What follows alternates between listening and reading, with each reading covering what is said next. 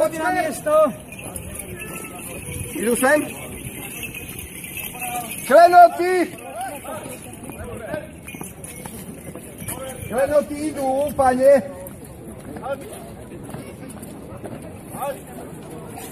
Pane, klenoty. Vy ste naše klenoty, nech sa páči. Ja to je od prestrávateľa sa robil. Dobre. Bez meča? Nie, to nie.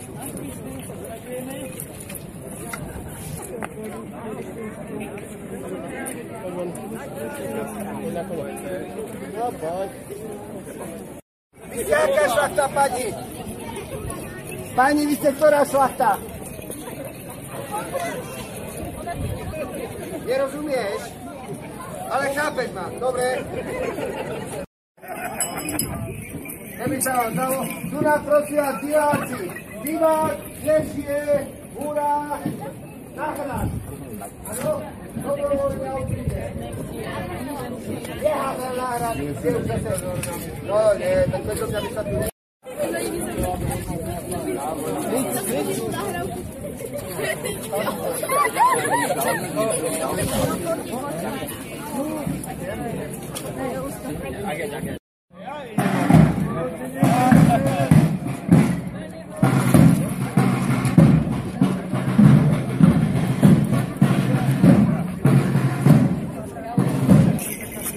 Normálne, ale aj to môžete nemáme.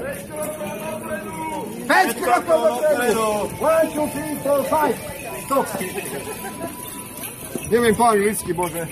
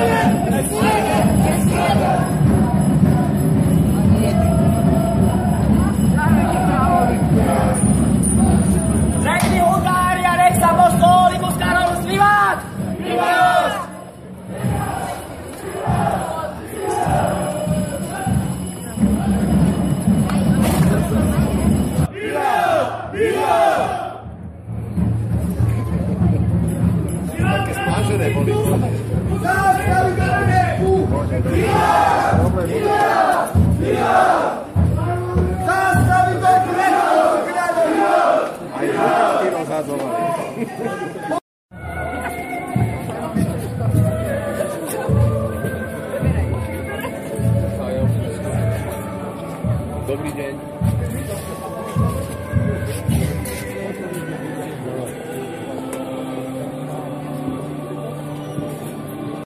Občianske združenie Korunovačná Bratislava organizuje korunovačné slávnosti od roku 2003. Naším zámerom je si pripomenúť slávnu históriu nášho mesta.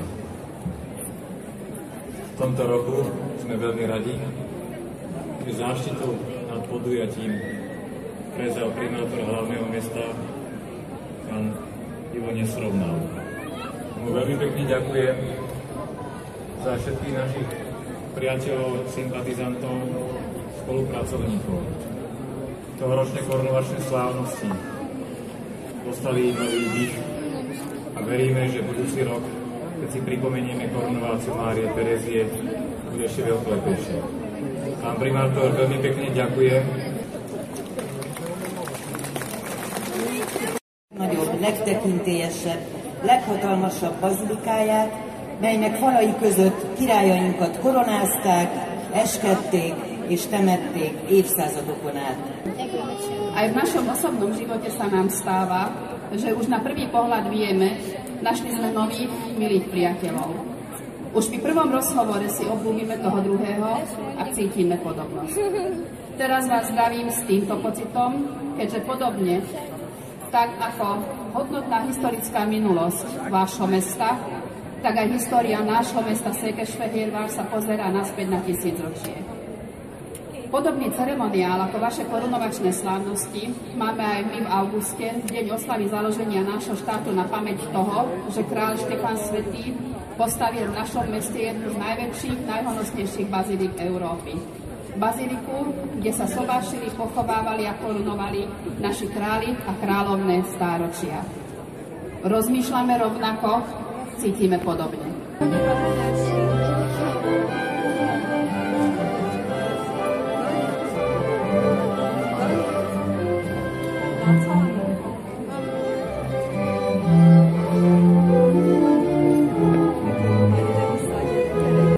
Najdôstojnejší oče, Svätá Matka, katolícka cirkev si želá, aby ste tu prítomného, znešeného rytiera povýšili do kráľovskej hodnosti. Ste si istí, že je hoden a spôsobili prijať takú dôstojnosť? Presvedčili sme sa a veríme, že je hoden. Ako pre úžitok Svätej cirkvi, tak pre riadenie tohto kráľovstva. Deo gratias.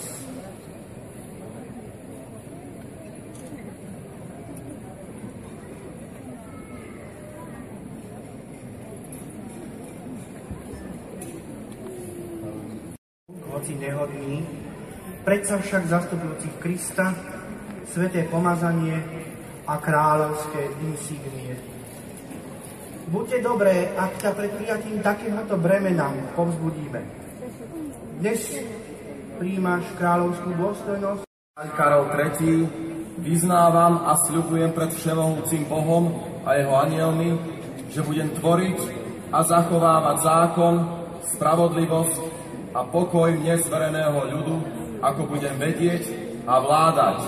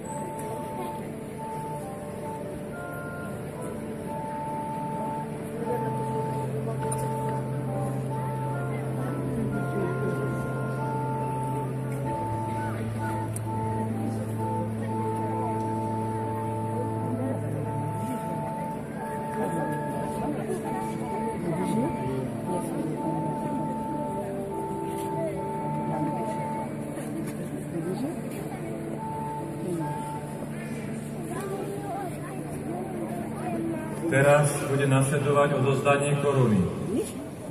Aj o horskej korune ľudia dlho slepo verili, že pochádza od prvého kráľa Štefana.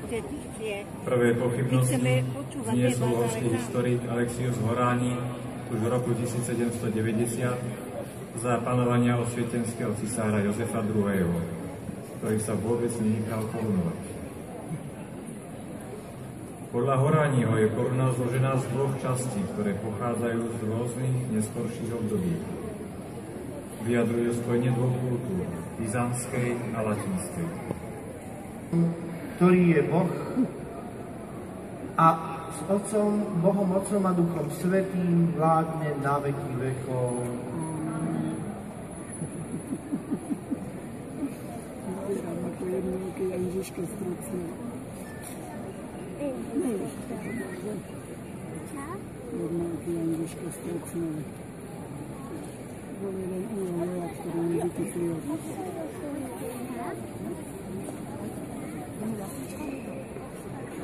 Už je to mama?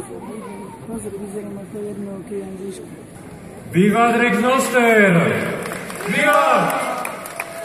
Vivat Rex Noster! Vivat Rex Noster! Vivat! Vivat!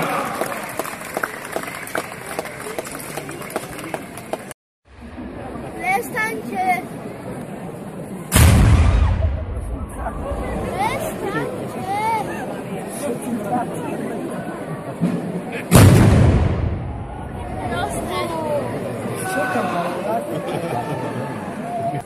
Vivat Rex Noster! Vivat! Vivat Rex Noster! Vivat Rex Noster! Vivat! Vivat!